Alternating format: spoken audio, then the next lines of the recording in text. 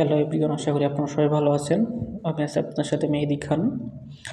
Bureau Bangladesh সহকারী শাখা ব্যবস্থাপক পদের পরীক্ষার যে প্রশ্নগুলো আসে সাধারণত, যে 5টা হচ্ছে সাধারণ জ্ঞান থেকে প্রশ্ন আসে। প্রথম এরকম আসে যে সৌরজগতের ছোট গ্রহের নাম কি, সাবমেরিন কি, কাকে সন্দেহ জাদুঘর বলা হয়, বাংলাদেশে সবচেয়ে রপ্তানি করে কোন দেশ, কাকে ফুলের রানী বলা হয়।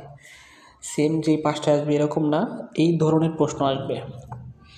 আর বাংলা থেকে আসে ভাব সম্প্রসারণ, যে স্বদেশি পণ্য কিনে হদন্য, যে এটাই আসবে এরকম না, এরকম আসে। আর ইংরেজিতে আসে একটা প্যারাগ্রাফ, ইউর টিচার বা মাই মাদার, মাই ফাদার, এরকম ধরনের আসে। আর কম্পিউটার থেকে প্রশ্ন আসে 10টা, যে ওয়ান ড্রাইভের সুবিধা লিখুন, ডেস্কটপের ফোল্ডার তৈরি করার নিয়ম লিখুন, কম্পিউটার ভাইরাস কী, লেখা কীভাবে কপি করতে হয়, কম্পিউটার পাসওয়ার্ড কী আর কেন প্রয়োজন, কম্পিউটারের 2টি হার্ডওয়্যারের নাম লিখুন, ইন্টারনেট ব্যবহারের সুবিধা লিখুন, র্যাম অ্যান্ড রমের ফুল মিনিং লিখুন। আর অঙ্ক থেকে প্রশ্ন আসে আপনার সুদ কষা, সুদের অঙ্ক, যেটাকে লাভ ক্ষতি বলে, এই অঙ্কগুলো আসে। আর আপনার সহকারী শাখা ব্যবস্থাপক পদের কাজ কী কাজ